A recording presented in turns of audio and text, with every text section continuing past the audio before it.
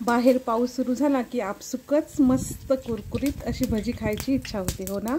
आणि तीही भजी जर थोडीशी वेगळी आणि भन्नाट असली तर फारच मजा येईल। नमस्कार मंडळी, सिंपल मेजवानी मराठीमध्ये आज आपण अगदी झटपट तयार होणारी चवीला खूपच मस्त कुरकुरीत खमंग अशी भजी करणार आहोत। त्यासाठी व्हिडिओ पूर्ण पहा। तर भजी करण्यासाठी सर्वात आधी आपण ठेचा तयार करूया। त्यासाठी खलबत्त्यामध्ये 4 ते 5 हिरवी मिरची, अर्धा इंच आले, 8 ते 10 लसूण पाकळ्या, 10 ते 12 कढीपत्त्याची पाने आणि अर्धा चमचा जिरे। आणि आता याचा मस्त असा ठेचा तयार करूया। हा ठेचा तुम्ही मिक्सरला सुद्धा करू शकता किंवा खलबत्त्यामध्ये ठेचून घेऊ शकता। तर तुम्ही इथे बघू शकता अशा पद्धतीचा ठेचा इथे मी करून घेतलेला आहे। आता ही भजी करण्यासाठी इथे मी अर्धी वाटी बिना सालीची मुगाची डाळ स्वच्छ धुवून 2 तास भिजवून घेतली। त्यानंतर त्यामधलं पाणी निथळून घेतलं। तुम्ही बघू शकता डाळ मस्त अशी भिजलेली आहे, बघा हातानेच तुटत आहे। तर आता ही डाळ आपल्याला अख्खीच घ्यायची आहे, वाटायची वगैरे काहीच नाही। यामध्ये 1 वाटी डाळीचं पीठ म्हणजे बेसन, अर्धी वाटी तांदळाचं पीठ, चवीनुसार मीठ, छोट्या चमच्याने अर्धा चमचा हळद, 1 चमचा लाल तिखट, 1 चमचा बडीशोप घालायची आहे, अर्धा चमचा ओवा। तर ओवा हातावरती अशा पद्धतीने चोळून घालायचा म्हणजे मस्त अशी याची चव उतरते। इथे मी 1 मोठा चमचा पांढरे तीळ घेतले आहेत, 1 चमचा ओबडधोबड ठेचलेले धने आणि तयार केलेला ठेचा।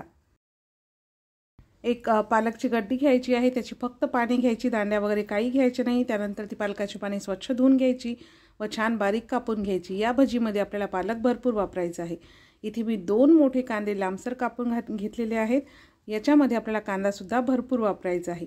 सुरुवातीला पाणी न घालता सगळं साहित्य व्यवस्थित मिक्स करून घ्यायचं। या भजीला तुम्ही पालक भजी म्हणू शकता, मूग डाळ भजी म्हणू शकता किंवा कांदा भजी सुद्धा म्हणू शकता। सगळ्या भज्याचा फ्लेवर तुम्हाला एकाच भजीमध्ये मिळणार आहे। सुरुवातीला पाणी न टाकताच व्यवस्थित मिक्स करून घेतलं, नंतर आवश्यकतेनुसार थोडं थोडं पाणी टाकून याचं अशा पद्धतीचं मिश्रण बनवून घेतलं। खूप जास्त पातळ नाही, खूप जास्त घट्ट नाही। याची आपल्याला व्यवस्थित भजी कढईमध्ये टाकता येतील अशा पद्धतीचं हे मिश्रण बनवायचं आहे। भजी तळण्यासाठी तेल छान कडकडीत गरम करून घ्यायचं, नंतर गॅसची फ्लेम मीडियम ठेवायची।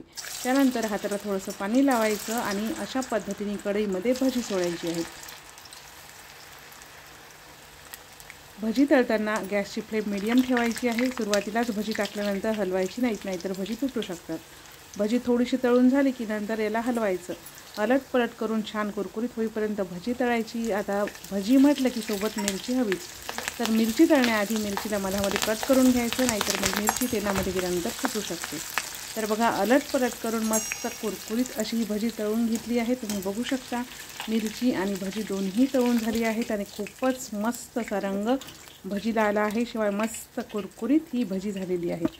अशाच पद्धतीने सगळ्या मिश्रणाची भजी आपल्याला तयार करायची आहे। तेल जर थोडंसं थंड वाटत असेल तर पुन्हा गॅसची फ्लेम वाढवा, तेल छान कडकडीत गरम करून घ्या आणि नंतर गॅसची फ्लेम पुन्हा मीडियम करायची। एका वेळेस कढईमध्ये बसतील तेवढी भजी टाकायची आहे। भजी तळताना लगेच भजी टाकल्यानंतर हलवायची नाही, तर थोडीशी तळून झाल्यानंतर हलवायची आणि मीडियम गॅसवर बघा मस्त कुरकुरीत होईपर्यंत सर्व भजी तळून घ्यायची आहेत। वा, तुम्ही बघू शकता किती मस्त अशी आपली भजी झालेली आहे। ही भजी झटपट तर तयार होतात पण चवीला खूपच मस्त वेगळी भन्नाट कुरकुरीत लागतात। अजिबातही तेलकट होत नाहीत। कुठल्याही आवडीच्या चटणीसोबत, मिरचीसोबत, टोमॅटो सॉससोबत ही भजी सर्व करू शकता। एक वेळेस ही भजी नक्की ट्राय करा, तुम्हाला खूपच आवडतील। चला तर मग भेटूया पुन्हा एका नवीन रेसिपीसोबत।